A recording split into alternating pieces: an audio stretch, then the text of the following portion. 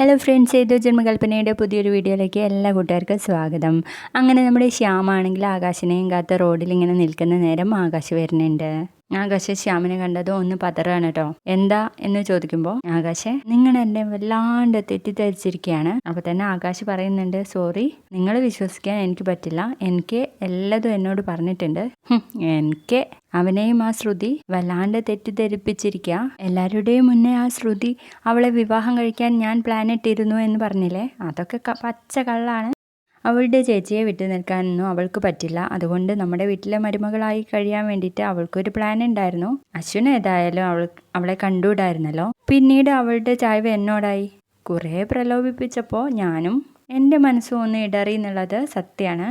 അങ്ങനെ ഇരിക്കുമ്പോൾ ഞാനൊന്ന് ഹഗ് ചെയ്തപ്പോഴാണ് അശ്വിൻ അത് കണ്ടതും പ്രശ്നമായതും. ആ പ്രശ്നം നിങ്ങളെ അറിയിക്കാതിരിക്കാൻ വേണ്ടിയിട്ടാണ് ശ്രുതിയെ അവൻ കല്യാണം കഴിച്ച് കൂടെ കൂട്ടിയത് എന്ന് പറയുന്ന നേരം ആകാശ് അങ്ങ് തിരിഞ്ഞു പോവാൻ വേണ്ടിയിട്ട് നിൽക്കുക കേട്ടോ. ആകാശ് പ്ലീസ്, എനിക്ക് അശ്വിൻ അഞ്ജലിയുടെ ബാങ്കിലേക്ക് പോക്കറ്റ് മണി ആയിട്ട് ഒരു ക്യാഷ് മാസത്തിൽ ഡെപ്പോസിറ്റ് ചെയ്യുന്നുണ്ട്. അത് തന്നെ മതിയല്ലോ ജീവിക്കാൻ വേണ്ടിയിട്ട്. പിന്നെ ഞാൻ എന്തിനാ അശ്വിനെ തട്ടിക്കൊണ്ടു പോകണം? എനിക്ക് എൻ്റെ അഞ്ജലിയെയും കുഞ്ഞിനെയും മാത്രം മതി ആകാശേ. ഞങ്ങൾ എവിടെയെങ്കിലും പോയി ജീവിച്ചോളാം. നീ ഒന്ന് ഇത് ചെന്ന് പറയണം അളിയനോട്. ഞാൻ പറഞ്ഞാൽ അവൻ വിശ്വസിക്കില്ല എന്ന് പറയുമ്പോഴും നമ്മുടെ ആകാശിന് അങ്ങ് ദേഷ്യം പിടിക്കുകയാണേ. അപ്പോഴും ഒന്നും മിണ്ടാതെ വണ്ടിയിലേക്ക് കയറാൻ വേണ്ടിയിട്ട് പോവാണ്. അപ്പോഴേക്കും ശ്യാം പിടിച്ചു വെച്ചിട്ട് പറയുന്നുണ്ട്, നീ ഏതായാലും ഒരു കാര്യം ഓർത്തോ, ശ്രുതിയും പ്രീതിയും അവർക്ക് കുടുംബങ്ങളൊന്നും വലിയ താല്പര്യമില്ല. അവരുടെ കണ്ണ് അശ്വിൻ സായിറാമിന്റെ ഫാമിലിയുടെ സ്വത്തിലാണ്. അത് നീ ഓർത്താൽ നിനക്ക് കൊള്ളാന്ന് പറഞ്ഞു കൊടുക്കുകയാണ് കേട്ടോ. പ്രീതിയെ നീ ഒന്ന് സൂക്ഷിക്കുന്നത് നന്നായിരിക്കും എന്നൊക്കെ പറഞ്ഞിട്ടാണ് ആകാശിനെ വിടുന്നത്. എന്നിട്ട് അവിടെ നിന്ന് ഇങ്ങനെ ചിരിക്കുന്നുണ്ട് കേട്ടോ ആകാശ് പോയി കഴിഞ്ഞതിന് ശേഷം. കിടക്കട്ടെ, അവൻ്റെ മനസ്സിലും ഒരു കണൽ എന്നൊക്കെ പറഞ്ഞിട്ട് അവിടെ തന്നെ നിൽക്കണേ. പിന്നീട് ഇന്ദിരാമ്മ സുഭദ്രാമ്മയോട് സംസാരിക്കുകയാണേ. അപ്പോൾ കുഞ്ഞൻ വിവാഹം കഴിച്ചതിനെ കുറിച്ചാണ് ചോദിക്കുന്നത്. നിങ്ങൾ എന്തൊക്കെയാ ഈ പറയുന്നത്? അവനൊരു സുപ്രഭാതത്തിൽ പോയിട്ട് അമ്പലത്തിൽ വെച്ച് ആ പെണ്ണിനെ താലി കെട്ടിയെന്നോ, ഇവിടെ വന്നതിന് ശേഷമാണ് നിങ്ങളൊക്കെ അറിയുന്നതെന്നോ? ഇതൊന്നും കേട്ട് വിശ്വസിക്കാൻ ഞാനത്ര പൊട്ടിയല്ല എന്നൊക്കെ പറയാണ്. അവൻ്റെ അച്ഛൻ്റെ പാത പിന്തുടരുന്നു. ഒരിക്കൽ ആടി ഉലഞ്ഞ കപ്പലായത് ദൈവാധീനം കൊണ്ടാ വീണ്ടും നേരെയായത്. എന്നിട്ടും അതുപോലെ തന്നെ വീണ്ടും എന്നൊക്കെ പറയുമ്പോഴേക്കും നമ്മുടെ ശ്രുതി ഇവർക്ക് ചായയൊക്കെ കൊണ്ട് അങ്ങോട്ടേക്ക് വരികയാണ് കേട്ടോ. ഇതാ അച്ഛമ്മ ചായ എന്ന് പറയുമ്പോൾ, എന്താ ഇത് അച്ഛമ്മയെന്നോ? ഇവിടെ ഉള്ളവരും കുഞ്ഞനെ എന്നെ അച്ഛമ്മ എന്ന് വിളിക്കുന്നത് കണ്ടിട്ട് നീ എന്നെ വിളിക്കാൻ വേണ്ടിയിട്ട് നിൽക്കണ്ട.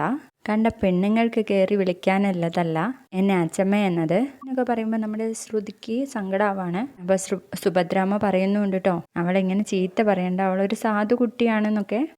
ഇവളോ? എടി, നീ എന്തിനാ ഈ താലി ഇട്ടുകൊണ്ട് നിൽക്കുന്നത്? എന്ത് ധൈര്യത്തിലാ? എന്തായാലും നീ താലിയിട്ട് നിൽക്കുന്നെന്ന് കരുതി നിന്നെ ഞാൻ കുഞ്ഞന്റെ പെണ്ണായിട്ട് ഒരിക്കലും അംഗീകരിക്കില്ല എന്നൊക്കെ പറയുമ്പോഴേക്കും നമ്മുടെ അശ്വിനും കൂടി അങ്ങോട്ടേക്ക് വരാൻ കേട്ടോ. എന്താ ഇവിടെ എന്ന് ചോദിച്ചിട്ട്. അപ്പോൾ ഇവളെ അംഗീകരിക്കില്ല എന്നുള്ള കാര്യം ഇന്ദ്രമ്മ പറയുമ്പോൾ, അച്ഛമ്മ ഇവളെ അംഗീകരിക്കണം എന്നാരും പറഞ്ഞില്ലല്ലോ. അച്ഛമ്മ ഇവളെ അംഗീകരിച്ചില്ലെങ്കിലും ഞങ്ങളുടെ ജീവിതത്തിന് ഒരു പ്രശ്നവും ഉണ്ടാവാൻ വേണ്ടിയിട്ട് പോകണില്ല. ഇനി അതിന്റെ പേരിൽ ഇവളുടെ കണ്ണ് നിറയാനാണ് ഭാവമെങ്കിൽ അതിന് ഞാൻ ഇങ്ങനെ ആയിരിക്കില്ല പ്രതികരിക്കുന്നതെന്ന് പറയാട്ടോ. അത് ശരി, നീ എന്നെ താക്കീത് ചെയ്യാനായോ? എനിക്കും ഇഷ്ടം ായിട്ടല്ല, പക്ഷെ അച്ഛമ്മ എന്നെ പ്രേരിപ്പിക്കുകയാണ് എന്നും പറഞ്ഞ് ശ്രുതിയെ വഴക്ക് പറയാൻ കേട്ടോ. നിന്നെ ഇഷ്ടമില്ലാത്തവരുടെ മുന്നിൽ നീ എന്തിനാ ഇങ്ങനെ താലം പിടിച്ച് നിൽക്കുന്നത്? അകത്തേക്ക് പോയിക്കോ എന്നങ്ങ് പറയുന്ന നേരം ശ്രുതി സങ്കടത്തോടെ അകത്തേക്ക് പോവാണ് കേട്ടോ. പിന്നീട് നമ്മുടെ അശ്വനാണെങ്കിൽ ഉറക്കത്തുനിന്ന് ഞെട്ടി ഉണരാണ്. അപ്പോൾ ശ്രുതി എന്താ കാര്യം എന്നൊക്കെ ചോദിക്കുന്ന നേരത്ത് അച്ഛമ്മയുടെ വരവ് എന്നെ എൻ്റെ അമ്മയെ വല്ലാണ്ട് ഓർമ്മിപ്പിക്കുകയാണ് എന്നൊക്കെ പറയാട്ടോ. പിന്നെ ഭയങ്കര ഇമോഷണലായിട്ട് പഴയ കാര്യങ്ങളൊക്കെ ഇങ്ങനെ പറയാണ്. അന്ന് അഞ്ജലിയുടെ കല്യാണമായിരുന്നു. അപ്പോൾ അതിനു വേണ്ടി താലം പിടിച്ചു പോകുന്ന നേരത്താണ് അച്ഛൻ ആദ്യം വെടി വെച്ച് മരിക്കുന്നത്. പിന്നെ ആ ഒച്ച നിലയ്ക്കുന്നതിന് മുൻപ് തന്നെ അമ്മയും മരിക്കുകയാണ്.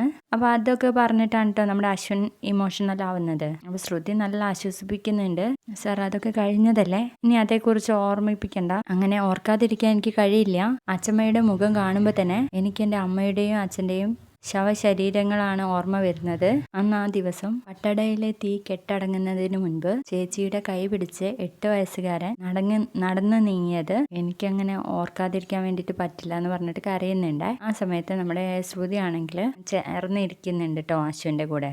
പിന്നീട് നമ്മുടെ ശ്രുതിയുടെ അടുത്ത് ഒരു ശംഖ് തെരഞ്ഞു നോക്കാൻ വേണ്ടിയിട്ട് സുഭദ്രാമ്മ പറയാണ് കേട്ടോ. അതുകൊണ്ടാണ് നമ്മുടെ പൂജ ഇന്ന് നടത്തേണ്ടത് എന്നൊക്കെ പറയുമ്പോഴാണ് അതിനു വേണ്ടി തിരയാൻ വേണ്ടിയിട്ട് പോകുന്നത്. അങ്ങനെ ശ്രുതി ഒരു പെട്ടിയിൽ പോയിട്ട് നോക്കും. ആ സമയത്ത് അതിലുണ്ടായിരുന്നത് കുറേ ഡയറികളും പുസ്തകങ്ങളൊക്കെയാണ്. അതിൻ്റെ കൂടെ കുറേ ഫോട്ടോസ് കാണും. ഈ അഞ്ജലിയുടെ ഡാൻസ് കളിക്കുന്ന ഫോട്ടോയും അശ്വിൻ്റെ ചെറുപ്പത്തിലുള്ള ഫോട്ടോയൊക്കെ. അപ്പോൾ അത് കാണുമ്പോൾ തന്നെ നമ്മുടെ ശ്രുതിക്ക് ചിരി വന്നിട്ട് പണ്ടേ ഉണ്ട് ഒരു കള്ള ലക്ഷണം. എന്തായാലും നിങ്ങൾ വരട്ടെ, ഇത് കാണിച്ച് ഞാനിന്ന് കൊല്ലുന്നൊക്കെ പറഞ്ഞ് നിൽക്കുന്ന നേരത്ത് നമ്മുടെ അച്ചമ്മ അങ്ങോട്ടേക്ക് വരാണ് കേട്ടോ. എന്താടി നിന്റെ കയ്യില്, നീ എന്താ ആ പെട്ടിയിൽ നിന്ന് എടുത്തത്, എന്നോടാരാ ഇതൊക്കെ തൊടാൻ വേണ്ടിയിട്ട് പറഞ്ഞതെന്നൊക്കെ പറയുമ്പോൾ ശ്രുതി പറയുന്നുണ്ട്, ഞാൻ മുത്തശ്ശി പറഞ്ഞിട്ട് ശംഖ് തിരയാൻ വേണ്ടിയിട്ട് വന്നതാ. ഞാൻ സുഭദ്രാമ്മയോട് പറഞ്ഞു എന്നുള്ളത് ശരിയാ, പക്ഷേ ഈ അശ്രീകരത്തിനോടൊക്കെ ആരാ ഇതൊക്കെ പറഞ്ഞത്, നീ തൊട്ടാ അതൊക്കെ അശുദ്ധമായി പോവും, നീ എന്താ ആ പെട്ടിയിൽ നിന്ന് എടുത്തതെന്ന് ചോദിക്കുമ്പോൾ ഞാൻ കുറച്ച് ഫോട്ടോസ് കണ്ടപ്പോൾ എടുത്ത് നോക്കിയതാന്ന് പറയണേ. അതൊക്കെ ആ പെട്ടിയിൽ തന്നെ വെച്ചേക്കെന്ന് പറയുമ്പോൾ നമ്മുടെ അഞ്ജലിയും മുത്തശ്ശിയും അങ്ങോട്ടേക്ക് വരികയാണ് കേട്ടോ. അപ്പോൾ സുഭദ്രാമ്മയോടും കലി തുള്ളുന്നുണ്ട് കേട്ടോ ഇന്ദ്രാമ്മ.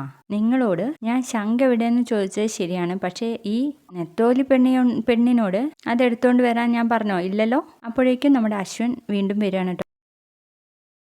ദേ കുഞ്ഞാ, ഞാനൊരു കാര്യം പറഞ്ഞേക്കാം, ഞാനിവിടെ താമസിക്കുന്നിടത്തോളം കാലം ഇവളെ എൻ്റെ റൂമിലോ പൂജാ റൂമിലോ കാണാനേ പാടില്ല എന്നങ്ങ് പറയുന്ന നേരം നമ്മുടെ അശ്വിൻ പറയും, അത് പറ്റില്ലല്ലോ, നിങ്ങൾക്കൊക്കെ ഉള്ള അധികാരം പോലെ തന്നെ ശ്രുതിക്കും ഇവിടെ ഒരു അധികാരമുണ്ട്, അവൾക്ക് ഈ വീടിന്റെ എല്ലാ ഭാഗത്ത് കയറാനുള്ള അവകാശമുണ്ട്. അപ്പൊ ഇന്ദിരാമ്മ പറയുന്നുണ്ട്, ഇവൾ എൻ്റെ റൂമിൽ കയറുന്നത് എനിക്കിഷ്ടമല്ല, എനിക്കതൊരു ബുദ്ധിമുട്ടാണ് എന്ന് പറയുമ്പോൾ നമ്മുടെ അശ്വൻ പറയുന്നുണ്ട്, ഇത്രയും ബുദ്ധിമുട്ട് ഇവിടെ നിൽക്കണം എന്ന് അച്ഛമ്മയോട് ആരും പറഞ്ഞില്ല എന്ന് പറയുമ്പോൾ, അത് ശരി, ഞാനപ്പോൾ ഇവിടുന്ന് ഇറങ്ങി പോകണം എന്നാണോ നീ പറയുന്നത് എന്ന് പറയുമ്പോൾ അശ്വനൊന്നും മിണ്ടുന്നില്ല കേട്ടോ. ഈ വീട് നിലനിൽക്കുന്നിടത്തോളം കാലം എനിക്കിവിടെ കയറി വരാനുള്ള അവകാശം ഉണ്ടടാ എന്നങ്ങ് പറയുന്ന നേരം ആരും അതിനെ ചോദ്യം ചെയ്തില്ല.